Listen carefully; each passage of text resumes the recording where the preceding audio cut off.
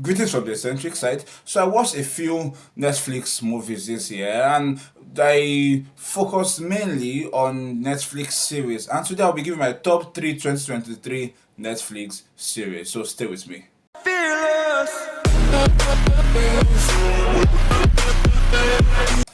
Now, this year I watched a number of them. If I'll mention a few honorable mentions, but let me start from my number three spot.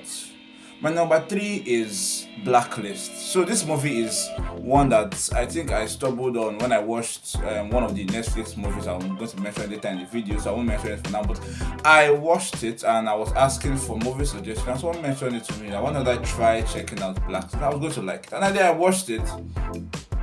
To begin with, I feel this movie would have been somewhere up in my list, but for the sake of the fact that it had no audio description as in the fact that I am visually impaired, obviously, and for me to enjoy a movie to the fullest, I need to have some form of audio description. Now, if you go to your Netflix, you check it. Some movies have that audio description, some don't. So this did not have the audio description, and I believe that was one of the reasons why I did not move it up in my list. But I really enjoyed the movie. You know, it's by Raymond Reddington and his antics and his stories when he wants to talk about something and then he goes totally off topic and finds his way to come back. For example, you know, you're trying to talk to him about something important and you're asking him a yes or a no answer, then it begins to go and become long-winded about a story of sometime when it was in Africa, and then something happened, and then he comes back and ends up not answering your question. So yes, I believe I love Raymond Reddington. I must confess, I am still watching The Blacklist. At the moment, I am on the 9th season, the last season, and our beloved Agent Kane is dead. Spoiler alert. What I do not understand is how it suddenly happened. I knew something was going to go wrong because, again, spoiler alert, if I've not got to where I am. At the end of season 8, Raymond Reddington is about to die and he tells Elizabeth he would like her to take over his criminal empire. So what she should do is kill him and get captured on video while she kills him so that she gains the respect from other evil people in his world. Now, I guess he gives Dembe a letter that tells Elizabeth exactly who he is. Now Elizabeth goes and hesitates, and because of that, possibly she gets shot and now she's dead, and Raymond Reddington is there. Everybody is missing Elizabeth Kane, or Agent Kane as she is widely and popularly called. Now I don't understand how she just died like that, and the movie seems a bit off without her, because from the very first episode of season 1 she started talking about how her life story. She was young, there was a fire, she cannot remember, she's trying to find out who she is, then she finds out who she is, and trying to find out what Reddington had to play in who she is, and then the story goes on and on and on, and eventually they become enemies. Spoiler alert again if you're not getting to this point, and then they become they become enemies, and she begins to try to bring down his empire, tries to kill him, align herself with his enemies, and then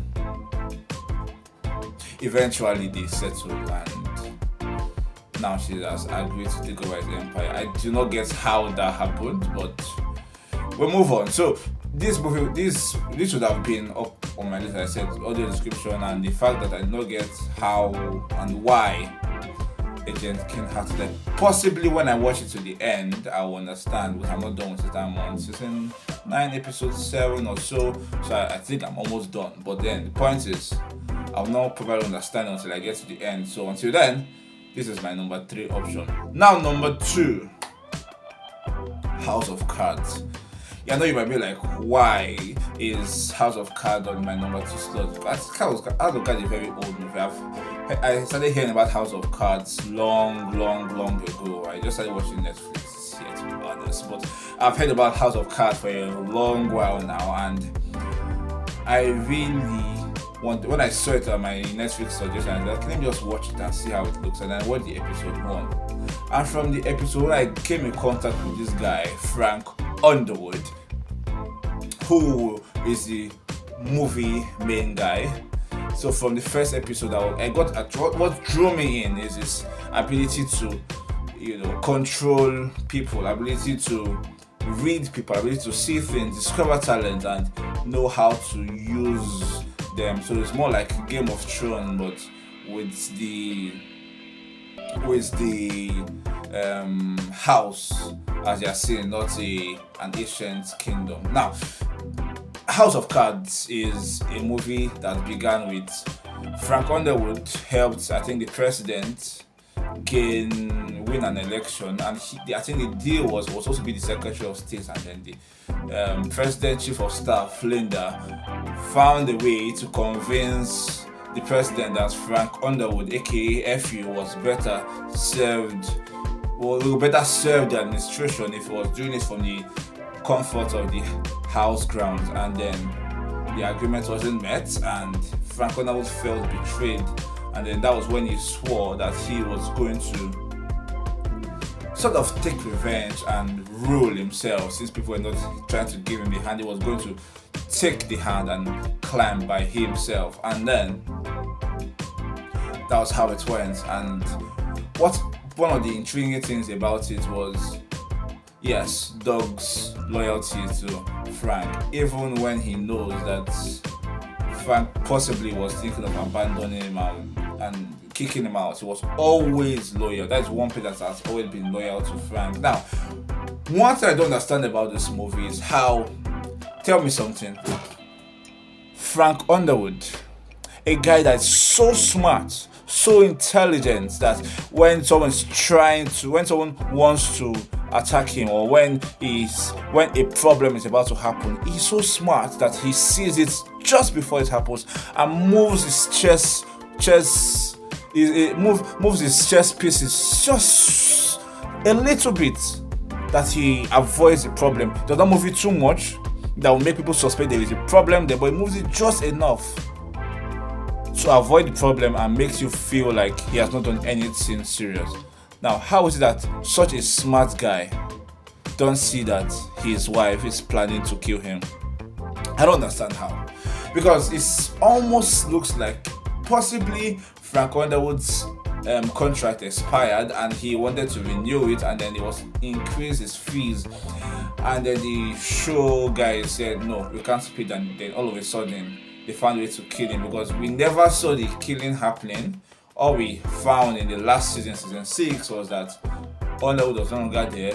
Claire, his wife, was now the one talking to the viewers and narrating how Frank died, and I was like, okay, no, I do not believe this.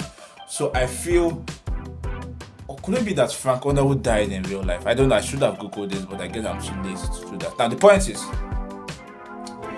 I'm guessing something happened in the real world that made the show organizers, made the show producers kill Frank, because I don't get how and why he got killed off like that. So it's possibly something happened in the real world, and then it had the character Frank Underwood, aka FU, had to be killed from the movie. Now,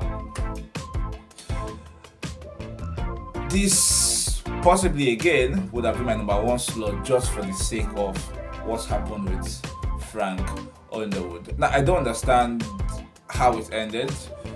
I think a few truths weren't exposed in the end, and I don't understand why. For example, Claire suddenly gets pregnant. Who owns the child? I don't think we ever got to find out. Because think about it, in the later part of the movies, we did not really see Frank Underwood and Claire getting a go at it, because they were very graphical in the movie. Now, all we were seeing was Tom Hanks and Claire getting it on. We never really saw Frank towards end parts, sleeping and getting intimate with his wife, to put it that way. So I don't understand who is the real owner of the child. I don't think we ever became certain of that. That is one. Two, we never saw, I think they should have made her give birth before the end of the movie, but I guess they were trying to round up as fast as possible. Another thing I never got was how Douglas knew that Claire killed Frank. He went to his to her office to kill her, and then ends up getting killed by a pregnant woman. Now, this does not mean I have anything with women. My point is, how is someone so loyal to Frank that he does his dirty work and is ready to sacrifice himself for the sake of Frank he loves so much? Now he finds out that his wife, Frank's wife, kills Frank, whom he loves so much, who is the reason why he does not have any other family aside Frank, his mentor, role model, brother, whatever you want to call him. Now, he goes on a mission to kill the person, get revenge for the person that got rid of his world. Now, he gets to her office and he ends up getting killed by her. I don't understand the logic of it.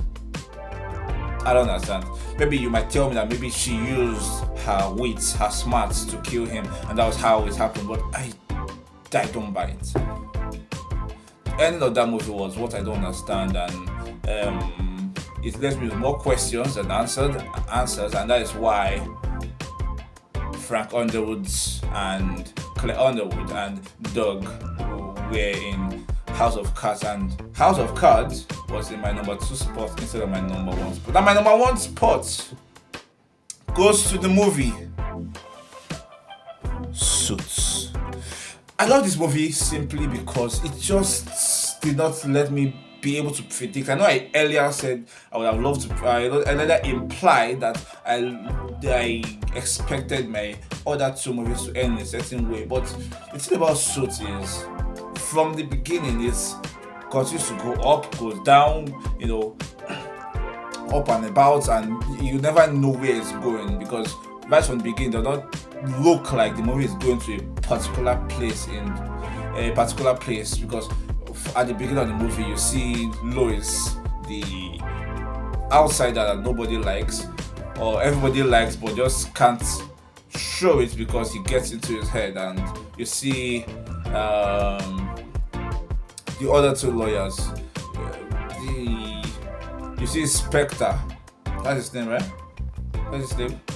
You see the other 2 lawyers, and what they are doing is not really showing him so much love. And eventually, Louis finds his way to get up and make himself a name partner, and then at some point, Louis becomes in charge. At some point, so now looks like everybody were becoming name partners, and then the title of name partner was no longer that very valid. And we had Rachel's dad become name partner. We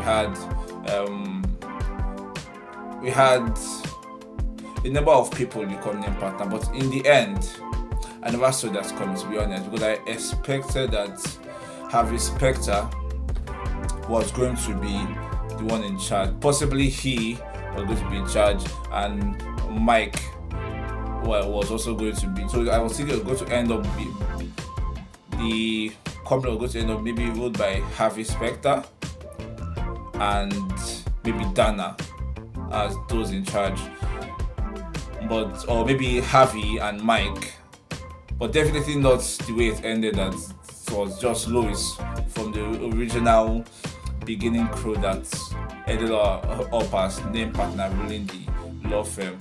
So I really enjoyed the movie from the beginning. Now, and the movie does not really have audio description. It has in some episodes of some seasons, but then the way the movie was acted, I don't really lose much as regards maybe audio descriptions I was getting in the episodes that they weren't there. So for the sake of consistency, for the sake of the fact that from the first episode to the last episode, I never feel like any part of it was rushed. I never felt like something was off.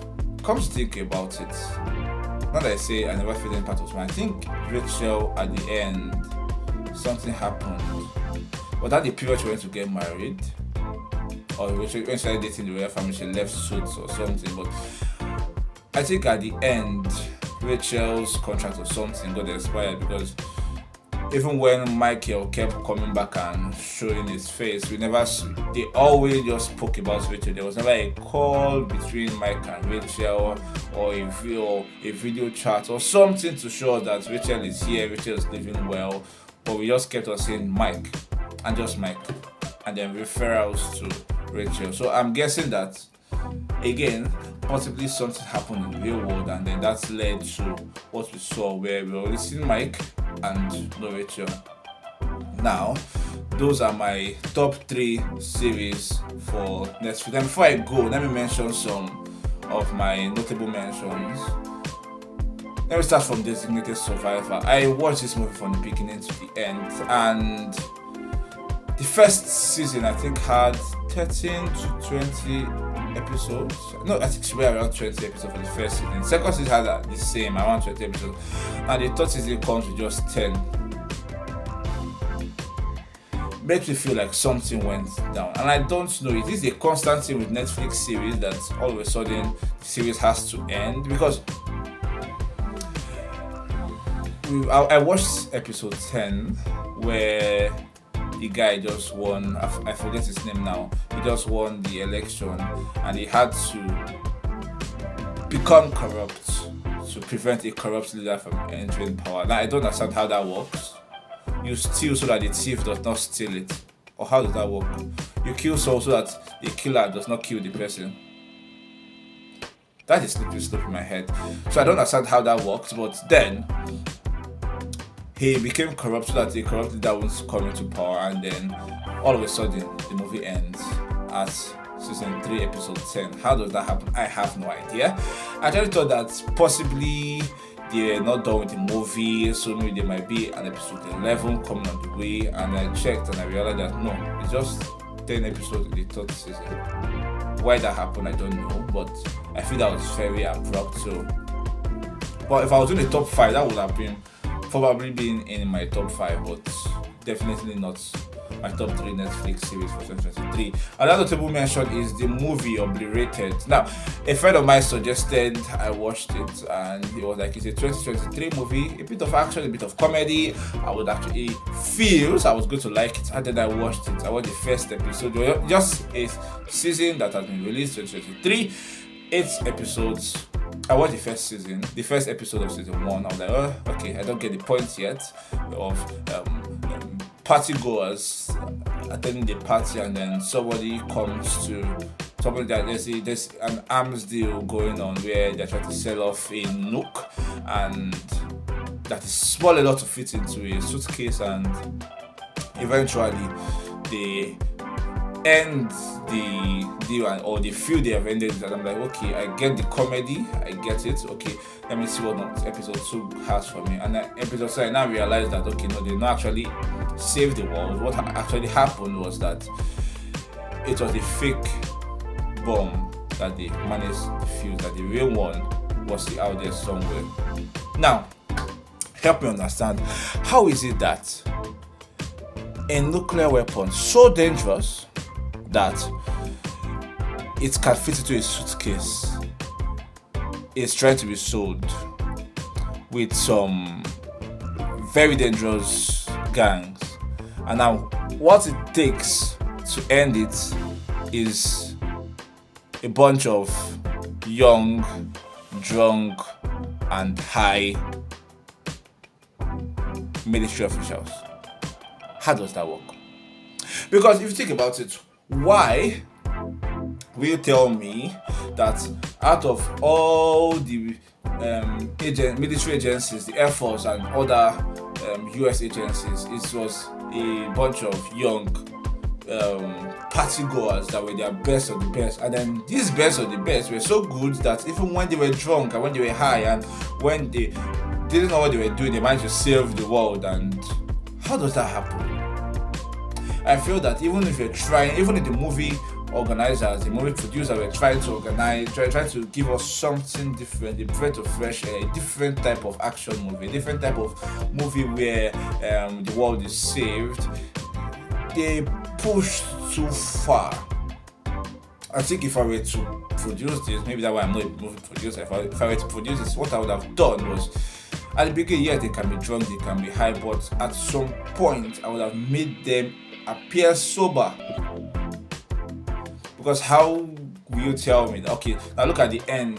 And I'm not supposed to say this, but look at the end where the bomb is finally defused. A partially high guy rides in with a donkey, and then that's how he saves the world. How does that happen? So I believe at the end we should have had a bit, not too serious that it takes away from the theme of the movie, but we should have had a bit of seriousness at the end that makes us feel like, okay, this is not just a joke, and at the end of the day there was actually a serious part to that. But at that point where they couldn't find the bomb and it was about to go off, and I'm talking about the part where they were fighting on that balcony, and then they had to, and that ending part where a lot of things were going wrong for them, there should have been a little bit of seriousness in it. Not that giving the movie a bit of color in my eye, and possibly brought it to my top 5, but definitely not in my top 3. And those are some of my honorable mentions. What series did you enjoy on Netflix 2023? Let me know your comments in the comment section down below. Don't forget to like, share, and subscribe to the Eccentric site. Till next time, stay eccentric.